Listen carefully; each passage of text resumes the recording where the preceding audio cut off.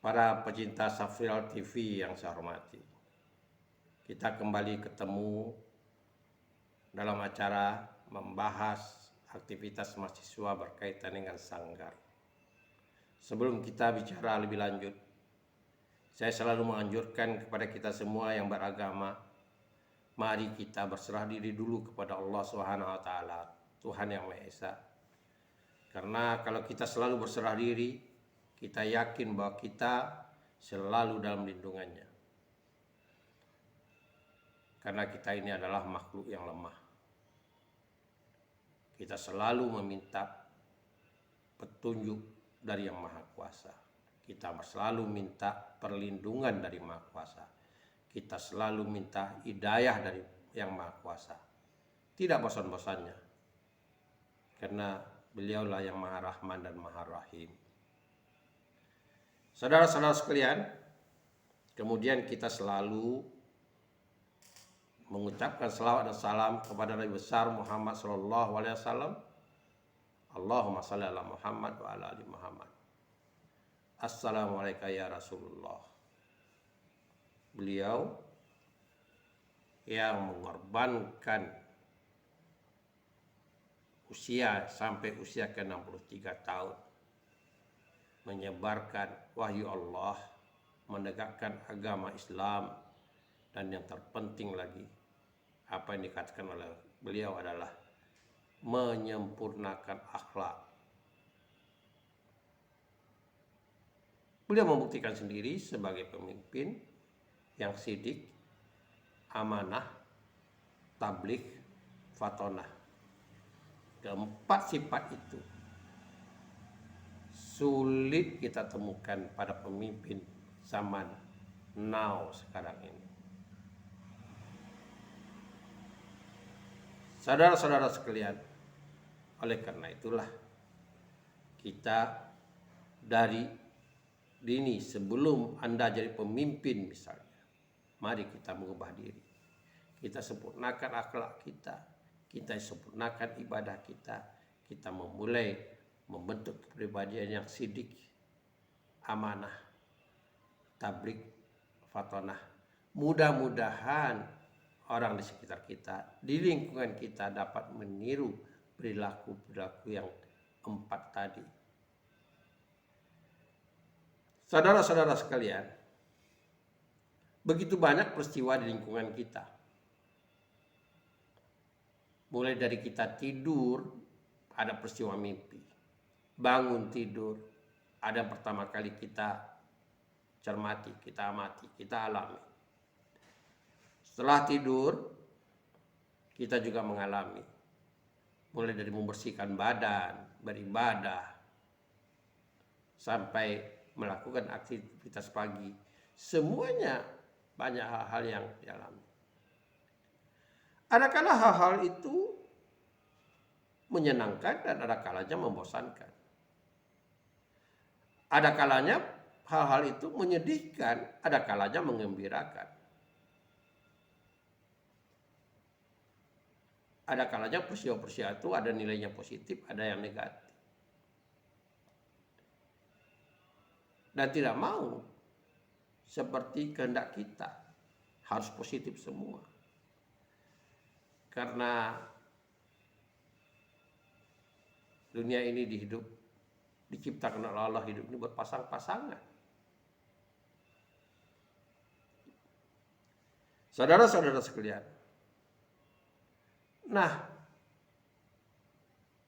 begitu banyak yang bisa kita alami, begitu banyak yang bisa kita cermati. Kita menggunakan panca indera kita, kita melihat, kita mendengar, kita berpikir. Lalu kita bisa mengucapkan, mengkritisi, atau memukakan opini di tengah-tengah masyarakat kita. Salah satu bentuk yang dilakukan oleh masyarakat kita adalah dengan cara menggunakan media sandiwara. Sandi artinya rahasia, wara artinya pesan. Jadi pesan rahasia. Di masyarakat kita sudah terbiasa membuat aktivitas yang bersama-sama, bersosialisasi bersama-sama, lalu membuat pertontonan hiburan. Tujuannya adalah ketika berhimpun itu ada pesan-pesan yang positif yang ingin disampaikan. Terkadang disampaikan dengan cara serius, ada kalanya disampaikan dengan cara guyonan. Karena itu kalau kita bisa melihat teater-teater tradisional, ada tokoh-tokoh yang serius, ada tokoh-tokoh yang benjolan. Kita di Jawa kita lihat tradisi adalah empat sekawan, Petruk, Garing, Semar.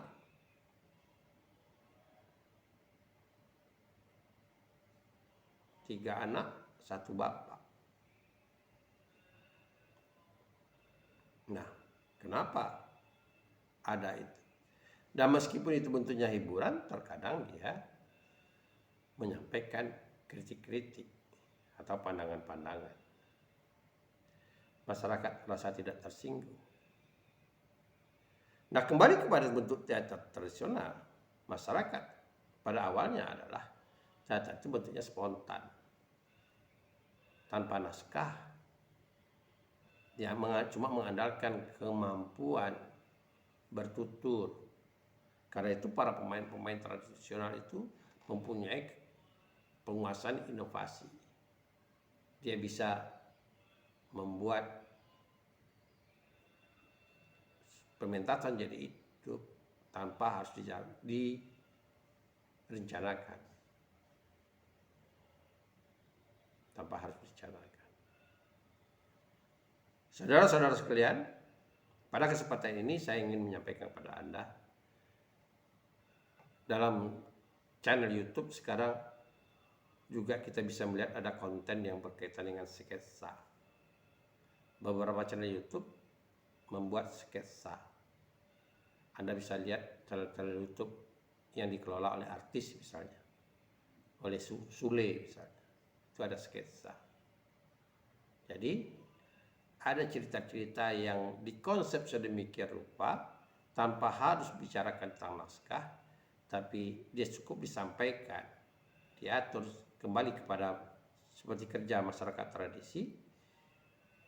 Ada konsep cerita, lalu si komandannya, si ketuanya yang punya konsep menceritakan alur ceritanya, lalu biasanya penyutradara langsung yang punya konsep dan diatur cara masuknya. Yang penting dijaga lalu lintas berbicaranya. Lalu lintas bicara yang saya masukkan adalah giliran yang berbicara. Kemudian tidak saling menjatuhkan atau membunuh karakter. Kalau seandainya ada karakter yang berkembang, itu dibantu pengembangan karakternya. Sesuatu yang lucu misalnya dihidupkan. Jadi bukan pembunuhan karakter. Karena itu sifatnya kolektif. Sifatnya kolektif. Nah, durasinya tidak panjang. Ya, tidak panjang. Sketsa-sketsa seperti itu tidak panjang. Tetapi pada sketsa itu yang diharapkan adalah bentuk-bentuk pesan. Misalnya ada unsur-unsur sarkasme di dalamnya. Secara tidak langsung. Jadi orang menangkap pesan yang ingin disampaikan dalam sebuah pertunjukan. Oleh karena itu, Anda bisa saja mengambil dari sebuah peristiwa yang terjadi, isu-isu yang sudah terjadi. Lalu Anda kemas sedemikian rupa. Lalu apa kritik Anda? Tentu saya selalu mengingatkan, karena ini bisa menggunakan cara berbahasa yang sulit dikontrol, liar dalam arti kata, saya katakan harus ketika sebelum merekam sebuah sketsa, meeting dulu, duduk dulu bersama, bagaimana konsep ceritanya, lalu apa rambu-rambu yang tidak boleh dilanggar,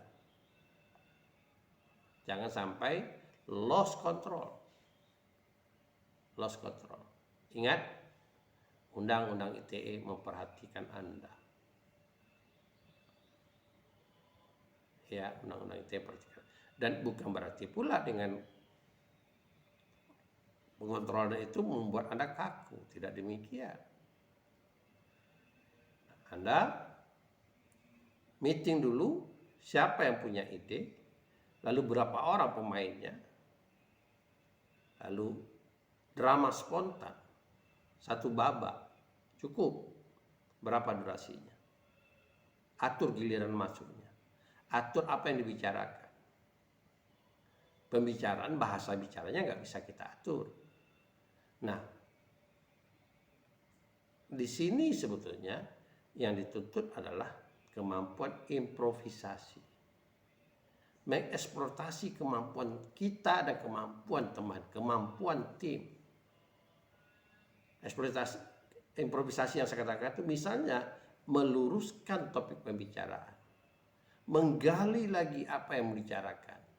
Kalau bentuk sarkasme misalnya, bagaimana sarkasme itu dikemas sedemikian rupa, tidak menunjuk sebuah peristiwa yang ada terjadi untuk menghindari. Saya beri contoh misalnya begini, yang lagi heboh sekarang ini adalah perkara yang berkaitan dengan 6 orang tewas tertembak. Kita tidak tahu tertembak atau ditembak. Itu pengawal Habib Rizik FPI. Misalnya itu yang mau kita angkat. Lalu yang mau kita sindir itu apa? Masalah kemanusiaannya misalnya. Atau masalah apa yang mau kita angkat? Nah, biasanya sketsa-sketsa itu adalah hal-hal yang menarik diperhatikan, yang baru, yang lagi segar dalam ingatan orang. Orang ingin menikmati dalam bentuk lain, dalam bentuk yang santai, bukan dalam bentuk hal yang serius. Sketsa itu menyajikan hal-hal yang seperti itu. Jadi orang ingin menikmati. Bisa saja sketsa itu mengolok-olokkan dalam arti kata membicarakan tentang kebodohan kita sendiri. Gitu. Bisa jadi. Dan di situ kita bisa selipkan hal-hal yang berkaitan dengan kritik. Saya beri contoh. Kata polisi, 3 peluru tertembak diletuskan oleh pengawal Habib Rizik. Kita tanyakan, ada berapa lubang mobil peluru yang tembus di mobil polisi? Kalau lubangnya jadi 4, peluru yang mana yang 1?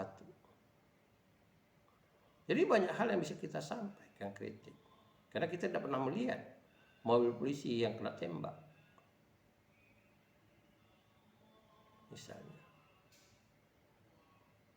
Lalu kalau dia menembak ke atas, kok proyektilnya bisa diambil? Bisa dapat. Banyak hal yang bisa kita ini kan. Dan hal ini menarik dijadikan sketsa. Ya. Oleh karena itu, yang dipentingkan pertama kali adalah meetingnya, diskusinya. Lalu kita tidak mencampuri hak persoalan hukum, tapi ada hal-hal yang membuat sketsa itu membuat jadi orang lebih cerdas berpikir. Karena banyak orang kebingungan cara berpikir. Ya. Seperti yang saya katakan sekarang. Ada banyak hal yang bisa kita sketsakan. Dari konten-konten YouTube orang saja kita bisa melihat. Kita bisa membuat sketsa. Seperti yang dibuat oleh beberapa pelawak. Kayak Komeng. Yang punya konten. Sule yang punya konten, misalnya tiba-tiba istrinya itu marah atau melarang dia ke kantor. Kalau kita baca sketsanya seolah-olah kita serius betul, ada apa gitu. Tapi ada hal yang lucu yang dia tutup sebagai closingnya. Dia bilang dilarang Sule itu ke kantor karena Sule itu masih pakai anduk misalnya.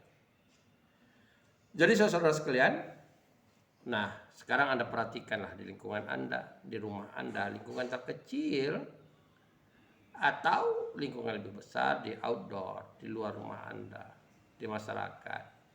Ada sesuatu yang menarik, silahkan Anda buat konsep sketsa. Tentu tidak bisa sketsa ini melibatkan Anda sendiri. Anda bisa mengajak teman-teman Anda, keluarga Anda untuk membuat sketsa. Mungkin anak keponakan Anda, saudara Anda untuk membuat sketsa. Dan ini sekarang lagi trennya di dunia YouTube, di dunia program TikTok seperti yang dibuat juga oleh Inul. Bukan panjang pendeknya, tapi yang dikaitkan adalah tepat tidaknya sketsa itu. Ya, ada hal yang menarik diangkat. Nah, silakan Anda coba membuat sketsa. Mudah-mudahan karena kita ini nggak bisa membuat kelompok di kelas untuk pertunjukan yang biasanya lazim kita lakukan di kampus karena suasana pandemi ini. Nah, salah satu bentuk yang mau kita lakukan itu adalah Anda bisa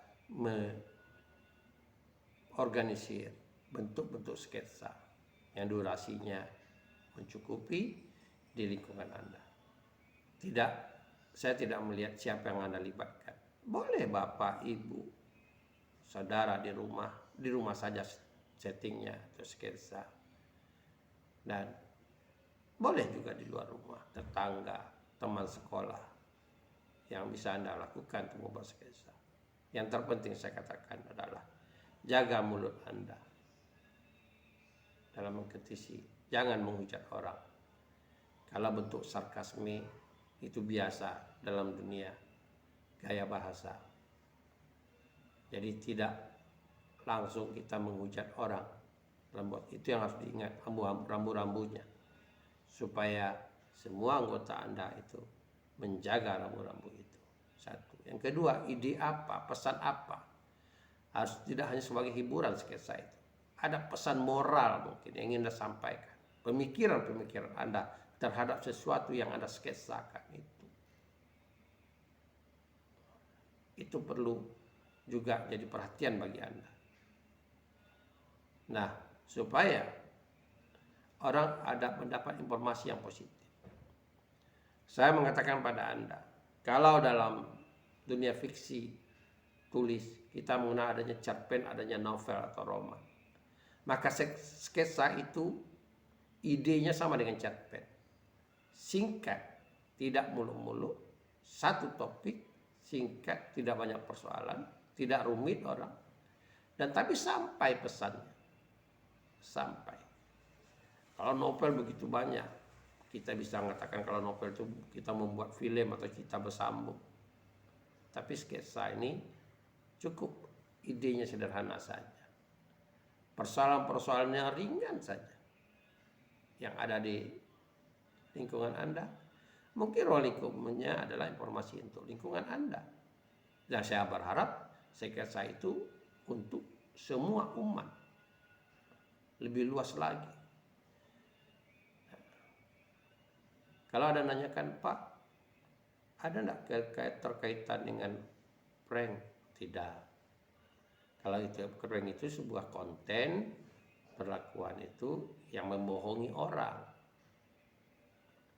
Nah, prank itu bisa juga membahayai orang. Misal membuat kejutan pada orang, atau orangnya sakit jantung. Nah, kan ini bisa berbahaya.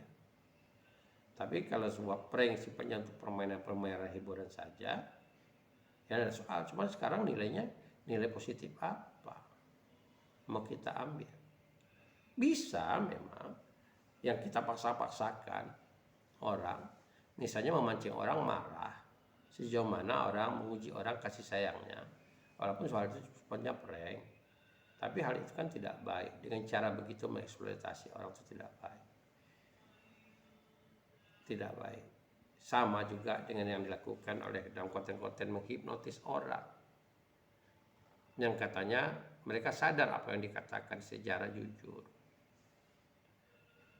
Tentu sekali lagi dalam sebuah konten ada plus minusnya. Kalau bisa kita memperbanyak plusnya, kenapa kita harus menampilkan yang minusnya? Itu aja pesan saya, dan semoga Anda bisa memahaminya. Dan saya berharap ada nuansa baru dalam konten Anda, yaitu berkaitan dengan sketsa. Dan saya berharap sketsa Anda juga bisa secara natural, tidak harus berlebih-lebihan, memikirkan kostum seperti pementasan, tidak harus seperti itu. Memikirkan settingnya, dekorasinya juga tidak harus seperti itu. Natural saja, sketsanya natural saja. Jadi semoga perlahan dari hal-hal yang kecil kita bisa memahami dunia pentas.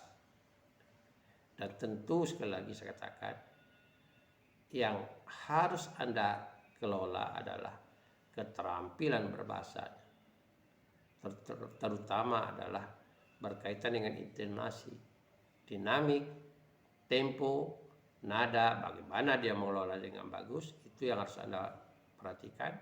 Kemudian gestur tubuhnya yang natural, mimiknya yang natural. Nah, kalau seandainya hal yang kecil, berangkat dari hal yang kecil, dari sketsa Anda bisa membuat dengan rapi. Kenapa tidak? Anda akan bisa menjadi sutradara yang lebih besar lagi. Perlahan jadi sutradara yang lebih besar. Kalau bisa Anda membuat sketsa tanpa naskah, cuma ada arahan cerita saja. Kenapa tidak? Suatu saat Anda bisa membuat naskah sebuah pertunjukan.